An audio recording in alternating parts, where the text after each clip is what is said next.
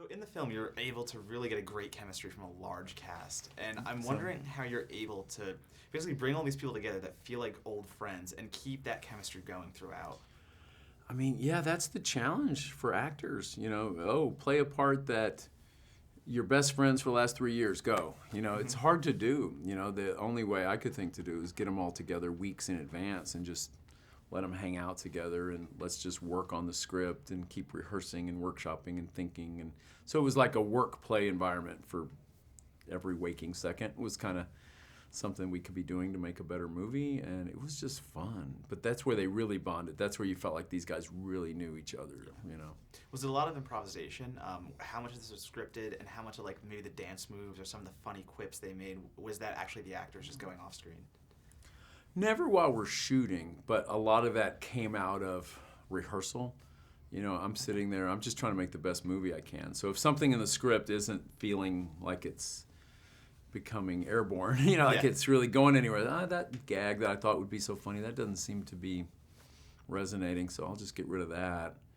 And, that thing that someone just said, that's kind of funny, everybody laughed, and maybe that can find its way in. And I'm just always looking to move things around and make the movie work. And really I'm dialing into the personalities of the actors, trying to bring them out, So songs also play a huge part in your films, just in general. I mean, everybody wants them. It's an 80s piece, so you have an 80s soundtrack that is so killer. 80, yeah. 80, yes, I apologize. Yeah. But, so when picking songs, does the song come first or the scene? What comes in your head first? Usually I just have a huge buffet of songs that I head into the movie with. And a lot of them I just can tell by the location what they would be listening to. In your car you might be listening to this. At home you'd be listening to this. You'd never be listening to a disco song at home. Right.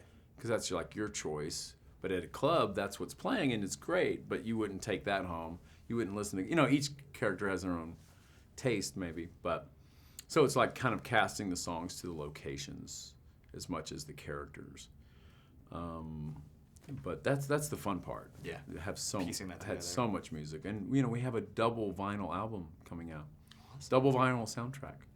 I'll gladly purchase that. Yeah, and I'm still that's not even it's a little more than half the songs, but not all. I'd love to have 2 double vinyls. That'd be awesome. So your films are very honest and pure, and I think that's why a lot of people really take to them. They feel for the people and the characters. And I want to know, is that something that came from staying in Austin and maybe avoiding moving to LA and New York?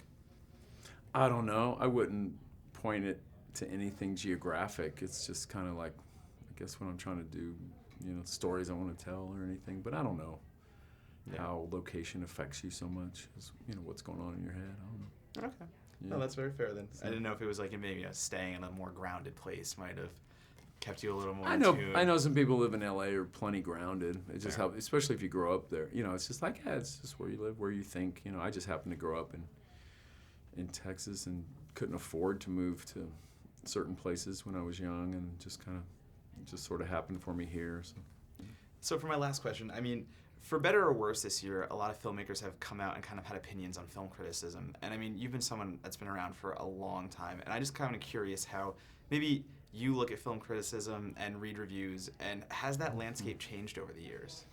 I don't know. I wasn't aware that people have come out and said anything. I just, no, I have a lot of respect for true film scholarship, criticism, whatever you want to call it. I mean, the word critic, it sounds negative, but yeah. In arts or anything that's worthwhile, you need a dialogue. You need people with a historic perspective. You need that. It's essential. So I'm always, and the part of me is that the guy who started the Film Society, who wasn't sure I'd be able to make films or something. I was writing about films. I was, if you're in for film, I think it's all the same. It's all part of the same culture. So as long as you love film, I think if you're coming from a place that you love film, then you qualify to criticize, to say, well, this film actually is no better than this film from 1940 that it's your job to put it all in context. So knowledgeable film criticism and writing it's really important. I completely appreciate it. I mean, the reviews have their own sometimes limitation, deadline. It's a tough job, a lot of films, and so Tell me about it. It's and I see that part too. So yeah, you don't take it personal. It's like, well, see a film once, write about it. You do your best, but Awesome. Well, thank you a lot. so, And I appreciate the okay, honesty. yeah, That's yeah. cool. Thank you.